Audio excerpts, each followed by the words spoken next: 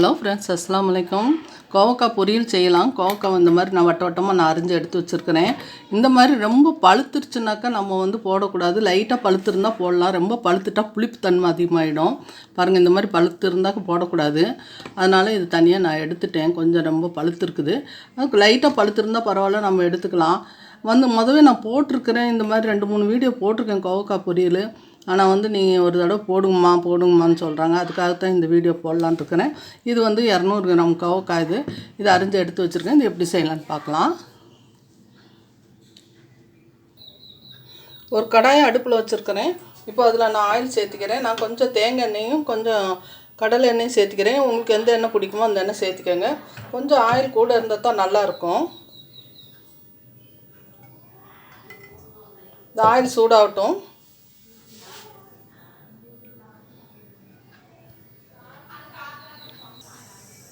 இப்போ ஆயில் சூடாயிருச்சு. இப்போ கடுகு சேர்த்திக்கலாம். கடுகு உளுந்து சேர்த்திக்கலாம். நம்ம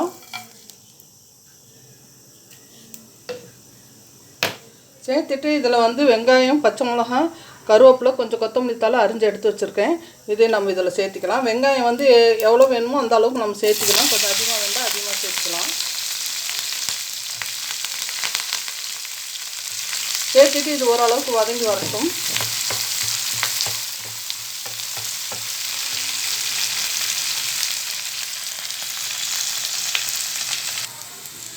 இப்போ வெங்காயம் ஓரளவுக்கு வதங்கி வந்திருக்குது. நான் இதுக்கு குட்டி தக்காளி ஒன்று தான் நான் இது யூஸ் பண்ணியிருக்கிறேன். பாருங்கள், இந்த அளவுக்கு ஒரு தக்காளி தான். ரொம்ப போட்டுறாதீங்க, பயங்கரமான புளிப்பு வந்துடும்.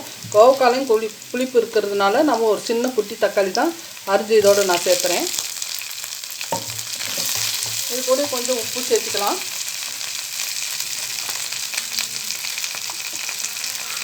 உப்பு தூள் நான் சேர்க்குறேன். சின்ன ஸ்பூனில் 4 ஸ்பூன் கொஞ்சம் அதிகமாக சேர்க்குறேன். கொஞ்சம் மஞ்சத்தூள் சேர்த்துக்கலாம்.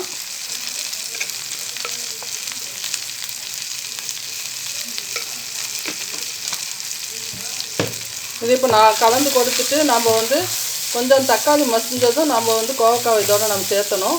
இது கொஞ்சம் நல்லா மசிட்டும் தக்காளி.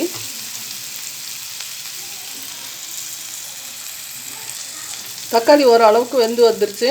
இப்போ நம்ம அரிஞ்சு வச்சுருக்க இந்த கோவக்காய் இதோடு சேர்த்திக்கலாம். ரொம்ப பழுத்திருந்தால் போட வேணாம், லைட்டாக பழுத்திருந்தால் போடலாம், ஒன்றும் தப்பு இல்லை. இது நல்லா கொஞ்சம் நேரம் ஆயிலே நம்ம வதக்கணும். இந்த வதக்கி எடுத்துகிட்டு பார்க்கலாம். இது வேக கொஞ்சம் லேட்டாகும். உங்களுக்கு அவசரமாக இருந்துச்சுன்னா இதை வதக்கிட்டு ஒரு கிளாஸ் தண்ணி ஊற்றிட்டு நம்ம குக்கரில் வச்சு 2 விசில் விட்டு எடுத்துட்டு அப்புறம் மிச்ச பொருளெல்லாம் நம்ம சேர்த்துக்கலாம். இப்போ இதிலே வதங்கி வரட்டும் கொஞ்சம் நேரம். இப்போ ஆயிலே ஓரளவுக்கு நல்லா வதங்கி வந்துருச்சு. ஆனால் அப்போது கூட வேகாது. இது வேகிறதுக்கு கொஞ்சம் லேட் ஆகும். இப்போ இதில் நான் ஒரு டம்ளர் அளவுக்கு ஒரு 100 ml தண்ணி நான் இதில் சேர்த்துக்கிறேன். சேர்த்துட்டு தண்ணி வத்துற வரைக்கும் நல்லா மீடியம் இதில் வச்சு வேக விடுங்க. ஆனால் அடிக்கொருக்க கிளறி கொடுத்துட்டே இருங்க, இல்லைண்டா அடி பிடிச்சிரும். இப்போ இது நல்லா வெந்து வரட்டும்.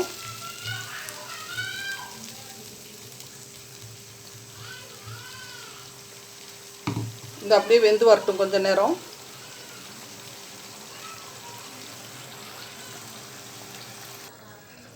இப்போ நல்லா கொதித்து வெந்துட்டுருக்குது. இன்னும் தண்ணி இருக்குது, ஆனால் இன்னும் கொஞ்சம் வேக வேண்டியது இருக்குது. அதனால் இது நல்லா கிளறி கொடுத்துடலாம் ஒரு தடவை. பாருங்கள் எப்படி இருக்குதுன்ட்டு. இப்போ உப்பு போதுமான்னு பாருங்கள். உப்பு பத்தலைண்டா உப்பு சேர்த்திக்கங்க. இப்போ இது நல்லா வெந்து வரட்டும் கொஞ்சம் நேரம். தண்ணியெல்லாம் வத்துற வரைக்கும் நம்ம வேக வைக்கலாம்.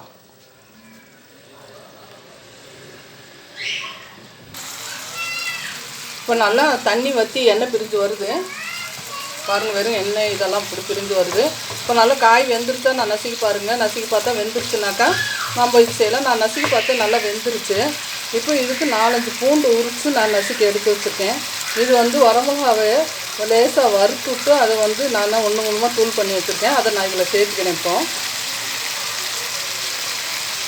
எவ்வளோ வேணுமோ காரம் அந்த அளவுக்கு நம்ம சேர்த்துக்கலாம். அதிகமாக சேர்த்து வேணாம், ஓரளவுக்கு சேர்த்துக்கோங்க.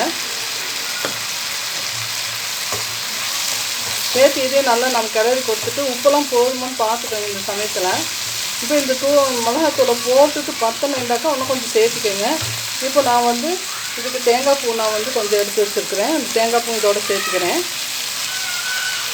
நம்ம தேங்காய் பூ போடலன்னா முட்டை போட்டுக்கலாம். நம்ம பாருங்கள், பூண்டு போடவும் அவ்வளோ அருமையான மனம் வருது.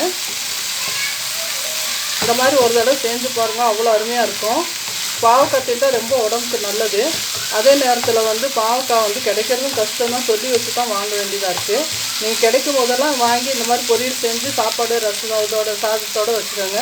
இப்போ நடக்கல்ல எடுத்து கொஞ்சம் நுணுக்கி எடுத்து வச்சுருக்கிறேன் பொடி பண்ணி. தீ சிம்மில் வச்சுக்கலாம். நம்ம இந்த நடக்கலை பொடியும் இதில் நான் தூவிட்டேன். அவ்வளோ சூப்பராக இருக்கும், அவ்வளோ நல்லாயிருக்கும். இந்த மாதிரி நீங்களும் செஞ்சு பாருங்கள் ஒரு தடவையாவது. நான் ஒரு தட்டில் மாற்றிட்டு நான் காமிக்கிறேன். அவ்வளோதான் அதோட வேலை. நீங்களும் இந்த மாதிரி ஒரு முறையாக சமைச்சு பாருங்கள், அவ்வளோ டேஸ்ட்டாக இருக்கும். வெறும் வயலே சாப்பிட்லான்னு தோணும், அவ்வளோ நல்லாயிருக்கும். நம்ம கொஞ்சம் ஆயில் மாத்திரம் கொஞ்சம் தேங்காய் எண்ணெய் சேர்த்து நம்ம சேர்த்திட்டோம்னா அவ்வளோ சூப்பராக இருக்கும். இந்த மாதிரி செய்து பாருங்கள். லைக் பண்ணுங்கள், ஷேர் பண்ணுங்கள், கமெண்ட் பண்ணுங்கள், சப்ஸ்கிரைப் பண்ணுங்கள். அஸ்ஸலாமு அலைக்கும் வரஹ்மத்துல்லாஹி வபரகாத்துஹு. அஸ்ஸலாமு அலைக்கும்.